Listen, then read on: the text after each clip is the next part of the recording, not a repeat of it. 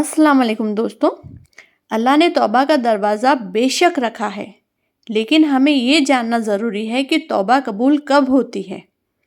एक तो दिल से इंसान महसूस कर रहा होता है कि उससे गलती हो गई है, तो उस शख्स की अल्लाह तौबा कबूल फरमाता है।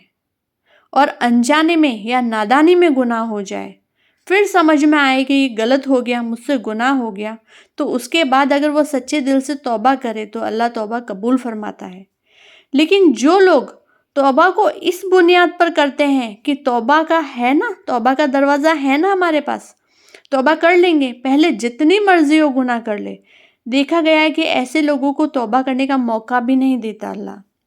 क्योंकि इंसान प्लान करके ये कर रहा होता है कि पहले मैं इतने गुनाह करूँगा, फिर हज कर लूँगा, फिर इतने गुनाह करूँगा, फिर रोज़े रख लूँगा और माफ़ी मांग लूँगा। यानी प्लानिंग पूरी है कि जी भर के गुनाह करूँगा, फिर तौबा है ना, माफ़ी मांग लेंगे। तो ऐसा नहीं होता है। तौबा का कॉन्सेप्ट इसलिए दिया गया है कि गुनाह अगर गलती से हो जाते हैं और दूसरी कंडीशन जो बताई है, तो वहाँ तौबा कबूल होती है।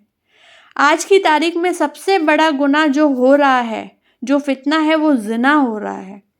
क्योंकि एक इंसान ज़िना करता है, वो बंदों के हक मारता है। जिस औरत के साथ ज़िना कर रहा है, उसका भी हक मार रहा है, और जब दूसरे से शादी करेगा, उस औरत का भी हक मारेगा।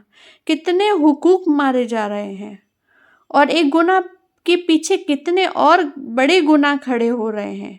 जब ऐसे शख्स को समझाने जाते हैं तो उन्हें खौफ भी नहीं आता, कहते हैं कि हमारे कब्र का जवाब हमको देना है। तो इसका अंदाज़ा लगाना भी दर्दनाक है ऐसे बेखौफ इंसान के लिए। तौबा तो उसके लिए है जिसने गुनाह तो किया पर उसे इल्म न था, और तौबा तो एक इबादत भी है अल्लाह की तरफ रुजू करने के लिए। ज़िना बहुत आम होता जा रहा है, अल्लाह रहम करे। यूसुफ अलैहिस्सलाम नबी, जो उनको हम अपना आइडियल बना सकते हैं, जो सबसे ज़्यादा खूबसूरत नबी थे, उनको आगे होकर बादशाह की बीवी ने गलत ऑफ़र दिया था, तब भी आपने अल्लाह से पनाह मांगी थी। आपने जेल जाना मंजूर किया, उनकी इतनी बड़ी आजमाइश हुई थी, लेकिन उन्होंने गलत ऑफ़र को स्वीकार नहीं किया। एक छोटा सा वाक़या और बताऊंगी मैं।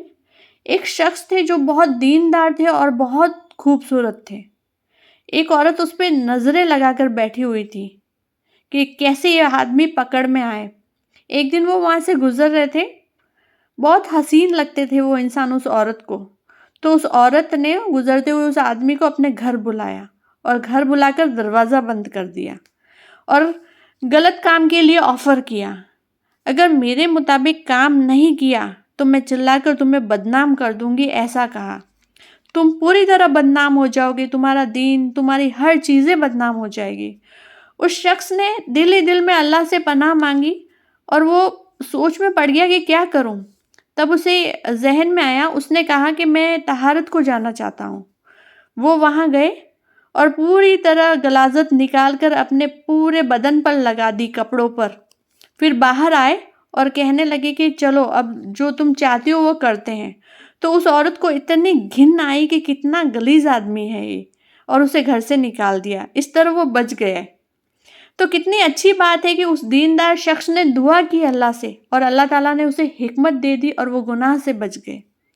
अगर अल्लाह से पनाह मांगेंगे तो अल्लाह कई रास्ते निकाल देते हैं गुनाह से बचने के लिए। आजकल जो यूथ है, उनके लिए ये चीज़ें आम होती जा रही है।